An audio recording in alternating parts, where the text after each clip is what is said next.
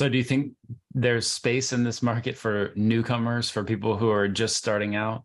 Yeah. And I think this is the big thing about online teaching. And I think, we're going to be coming to that later on about talking about the online space is, yeah, I think if you are a new teacher, this is kind of a good time to come in because a lot of the people who did this as a passive income during the pandemic have now just been all washed away. Yeah. And the quality of those teachers were horrible. I mean, I was hearing from my students how bad some of these were. It was like they would say, hey, can you explain present perfect continuous to me? And they go, oh, I don't know. That's just how we say it in English. And it's like, that's okay. Well, anybody can do that job. I mean, if you can speak English and your answer to everything is just, oh, well, that's how we do it in English. Like literally anybody can do that. It reminds me of my very first day teaching English, like my very first lesson that I taught.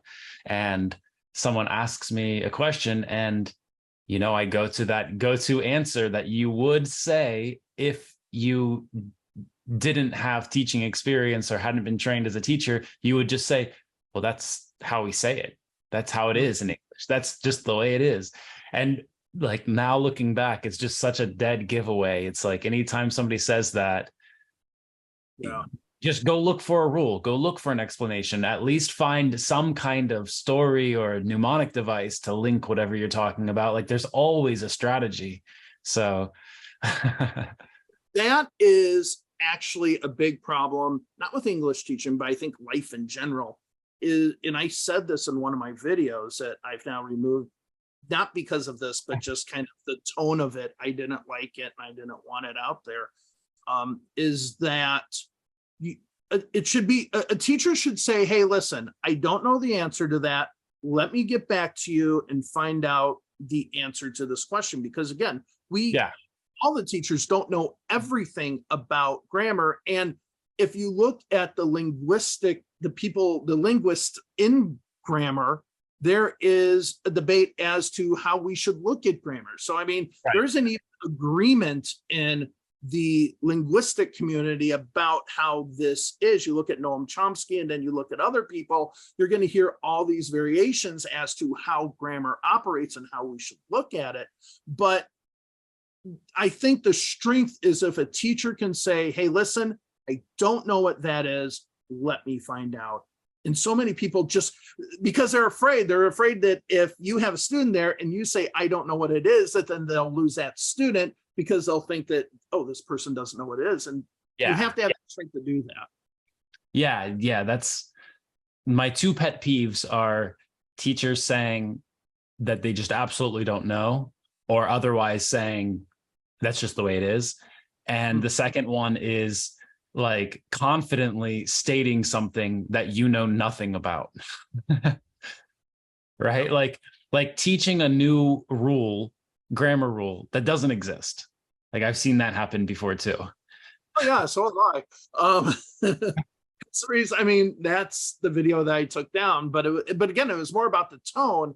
I don't take back anything I say. And actually, and then because I'm trying to determine the direction of my channel, I got into this, I started researching about modal verbs and the concept of modal verbs. And it just got me into kind of this, kind of into this research of what grammar actually is.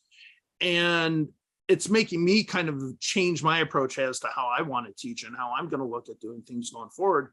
Because a lot of people think that grammar is some set structure of rules, which I mean, for the most part, it is. There are agreed upon things that we have. Like if you want to say something in continuous form with a subject and a present participle, you have to have the to be verb in there. You have to say, I am working. That is a agreed upon rule of grammar.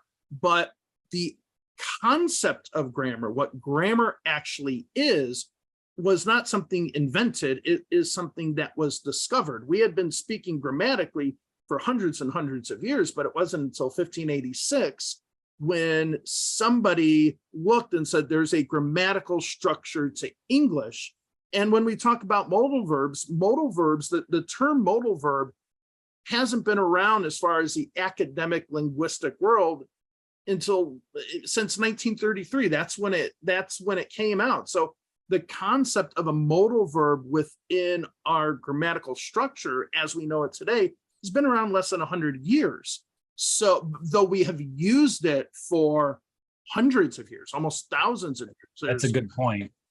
Right. And Because so and these terms change sometimes too. Like over time, they've renamed them and they've decided to classify things differently. And so, like, for example, articles, right? So when we go in to talk about phrasal verbs, like originally they were calling these small pieces of the word that are attached to the phrasal verb, they're calling them prepositions because typically they were prepositions. But then they were like, oh, but wait, there's other stuff that they do. So now we're going to call them particles.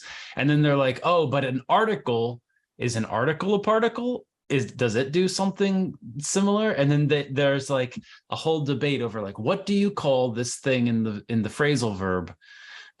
Is it a particle or what do you call it? And then books teach it in different ways with different words. And then even grammar around verb tenses, right? Like, is it present continuous or is it present progressive? And these kinds of things. So like the naming changes and yeah. So with modal verbs, it's interesting to hear, how far that goes back. And getting deep into I nerd out on etymology usually. I'll see some word somewhere and then I'll be like, but where does that come from? And found out that so many of our like short words like run, hit, they come from like Scandinavian languages and from the Vikings basically. And so it's so cool to just see the influence and to learn more about the language, in this case English, but whatever language somebody's learning.